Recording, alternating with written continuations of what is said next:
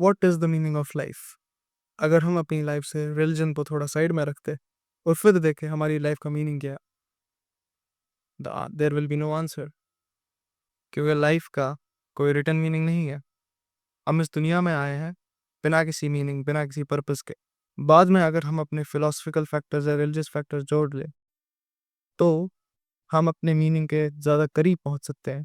Life is absurd, life का कोई meaning नहीं, ऐसा कहा था एल्बर्ट कमू ने। उनका मानना था लाइफ इज़ absurd, मतलब जो हो रहा है बहुत ही absurd है, बहुत ही एकदम अजीब है, बहुत स्ट्रेंज है, ठीक है। इनका मानना था हम जिस दुनिया में आए और इस लाइफ का, इस दुनिया में आने का कोई मतलब नहीं है, तो हर कोई चीज़ इस दुनिया में absurd है। तो तुम्हें अपना खुद का मीनिंग ढूंढना चाहिए इस लाइफ में, अपना खुद का मीनिंग बनाना चाहिए। उनका बेसिकली इस दुनिया के रिलेटेड पॉइंट ऑफ व्यू ये था कि लाइफ का there is no meaning of life, so you should create your own meaning. Life is really absurd। The stranger, Albert Camus की एक बुक है, बहुत ही पॉपुलर बुक है, जिसमें ये मेरुसल्ट ही कुछ ऐसा ही नाम था, मेरसलू, मेरुसल्ट, जो भी प्रोनाउंसिएशन है, उसको एज प्रोटैगनिस्ट यूज़ करते हैं और दिखाते हैं कि उसे दुनिया से कोई फ़र्क नहीं पड़ता। उसका कैरेक्टर एक ऐसा कैरेक्टर है जिसे जिसे किसी भी बात का ज़्यादा फ़र्क नहीं पड़ता। लाइक अगर हम इस किताब को ही देख ले, इस किताब की पहली लाइन है, मदर डाइड टुडे और may be yesterday, I can't be sure. मतलब इसकी पहली लाइन से ही हमें पता चलता है कि जो हमारा प्रोटैगनिस्ट है उसको फ़र्क नहीं पड़ रहा कि उसकी माँ कभी भी मर गई। वैसे इस लाइन के बहुत ज़्यादा इंटरप्रिटेशंस है थ्रू आउट द वर्ल्ड, मतलब बहुत सारे लोग इसका अलग अलग इंटरप्रिटेशन लेते हैं इस बात का। बट ये लाइन यही दिखाती है कि उनको फ़र्क नहीं पड़ रहा कि जो भी हो रहा है। इस कहानी में बहुत सी और भी चीज़ें होती है जो हम किसी और वीडियो में कवर करेंगे, लेकिन पहले हम बात कर लेते हैं एल्बर्ट कमू क्या कहना चाहते थे अपनी फ़िलॉसफ़ी में। तो जैसा मैंने आपको बताया, वो कहते थे life is meaningless and life is absurd। सबसे पहले हम जान लेते हैं कि absurdism, absurd का जो कॉन्सेप्ट है वो है क्या। अगर मैं शॉर्ट में समझाऊँ, absurdism का मेन मीनिंग है कि हम इंसान जो दुनिया में आए हैं एक मीनिंग की तलाश में हैं। हम मीनिंग को खोजते रहते हैं, जबकि यूनिवर्स हमें कोई रिप्लाई नहीं देता, क्योंकि इस दुनिया में कोई मीनिंग है ही नहीं। हम इंसान मीनिंग की तलाश करते हैं पर मीनिंग हमें मिलता नहीं, क्योंकि दुनिया का कोई मीनिंग है ही नहीं। तो एल्बर्ट कमू का बेसिक कॉन्सेप्ट ये था, इंसान की this craving for meaning, this desire for meaning and the meaninglessness of this universe, ये जब दोनों कन्फ्लिक्ट करते हैं, इसे ही कहते हैं absurdism। तो इस कन्फ्लिक्ट से बचा जाए कैसे? एल्बर्ट कमू कहते थे कि life is absurd, there is no meaning, so create your own meaning. मतलब अपना खुद का मतलब बनाओ, क्योंकि यूनिवर्स कभी तुम्हें रिप्लाई देने ही नहीं वाला है, क्योंकि यूनिवर्स का अल्टीमेट कोई मीनिंग है ही नहीं। और इन्हीं दो चीज़ों का जो कंट्राडिक्शन होता है उसे कहते हैं द absurd। जैसे तुम स्ट्रगल करते हो, मेहनत करते हो अपनी लाइफ में, फिर एक दिन सोचते हो क्या ये जो मैं मेहनत कर रहा हूँ इसका कोई मतलब है? तो यूनिवर्स तुम्हें जवाब में कहता है इस तुम्हारी मेहनत का कोई मतलब नहीं है, कोई रीज़न नहीं है ये करने का, तो क्यों करे? इसीलिए एल्बर्ट कमू कहते थे कि life is really absurd। Basically यही absurdism का कॉन्सेप्ट, कि जो तुम्हारा दिल है वो एक मीनिंग चाहता है, लेकिन यूनिवर्स चुप है, उसका कोई मीनिंग नहीं है। एल्बर्ट कमू का एक बहुत ही ज़्यादा मशहूर काम, बहुत ही फेमस काम, the myth of Sisyphus. Myth of Sisyphus में एल्बर्ट कमू एक ग्रीक कैरेक्टर जिसका नाम सिसिफस होता है, जो एक बहुत ही प्रा- एक वो एक बहुत ही क्रूअल राजा होता है जिसने बहुत सारे कांड किए होते हैं। गॉड ने तक उन्हें उसे बंद कर दिया होता है, लेकिन उनको भी चकमा दे के आ गया होता है। वो भी एक बहुत ही सेपरेट टॉपिक है। बट इन शॉर्ट उसको एक कर्स मिला था कि उसे एक रॉक या फिर बोल्डर कह ले, उसे एक पहाड़ के ऊपर ऐसे लेके जाना है। पता नहीं आपने वो मीम देखा होगा, नहीं मैंने तो मीम में देखा है कि जो सिसिफस है, he has been cursed all his life to roll up the boulder up the hill।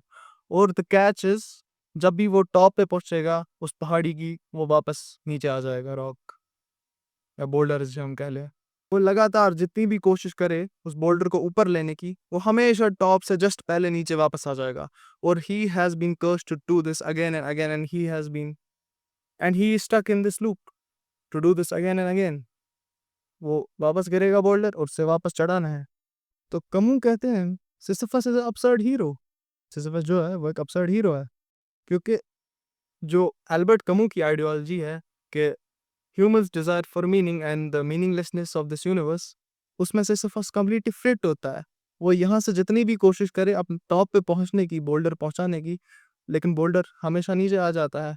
यहीं पे कॉन्ट्राडिक्शन एल्बर्ट कमू का हमें साफ दिखाई देता है। सिसिफस कोई पागल है या बेवकूफ़ है? सिसिफस को पता है, उसे सच पता है कि उसे हमेशा ज़िंदगी भर वो बोल्डर को ऊपर खींचते जाना उसको ये बोल्डर को हमेशा ऊपर लेके जाना है, टॉप तक, बट वो कभी टॉप तक पहुँचेगा नहीं। वो ये बहुत ही अच्छे से जानता है, मगर वो फिर भी ये करते रहता है because one must imagine Sisyphus happy, one must imagine Sisyphus happy. ये लाइन कही थी कमू ने, क्योंकि वो मानते थे कि जो भी सिसिफस को दूर से देख रहा है, वो मानता होगा कि वो हैप्पी होगा। पर वो हैप्पी क्यों होगा? इसका भी बहुत ही एक डीप मीनिंग है, जिसे मैं शॉर्ट में समझाने की कोशिश करूँ, मुझे नहीं लगता मैं इतना अच्छे समझा पाऊँगा, बट अगर हम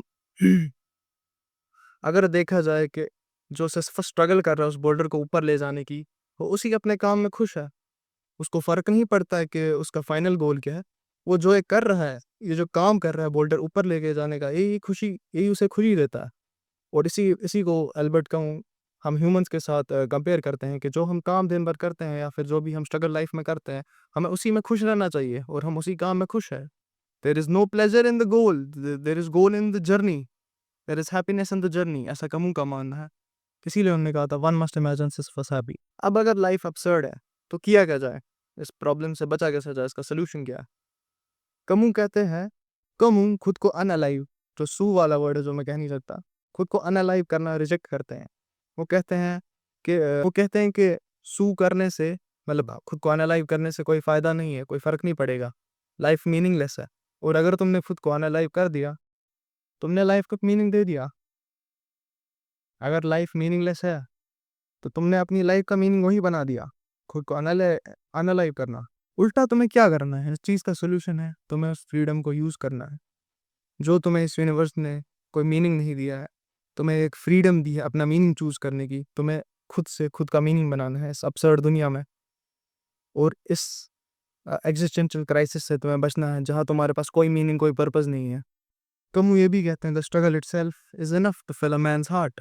इसका मतलब है, कमू कहना चाहते हैं कि लाइफ तुम्हें जब कोई मीनिंग नहीं देती, अपना मीनिंग बनाओ। सफ़र प्यार करो, सफ़र करो, जियो, खुल के नाचो, गाओ, जो मर्ज़ी जो दिल में आए वो करो, अपना खुद का मीनिंग ढूँढो और इस मीनिंगलेसनेस से, इस एक्जिस्टेंशियल क्राइसिस से को खुद को बचाओ। So that was it guys. अगर ये वीडियो पसंद आई हो तो लाइक और सब्सक्राइब कर देना और मुझे कमेंट में ज़रूर बताना कि आपको वीडियो कैसी लगी और आपको एल्बर्ट कमू की फ़िलॉसफ़ी कैसी लगी। नेक्स्ट वीडियो में प्रोबेबली मैं इस बुक को कवर करने वाला हूँ, द स्ट्रेंजर। इसका मैं आई थिंक अगर ठीक रिस्पॉन्स आए या ना आए, मैं उसको कवर करने वाला हूँ नेक्स्ट वीडियो में। तब तक के लिए keep watching and good bye.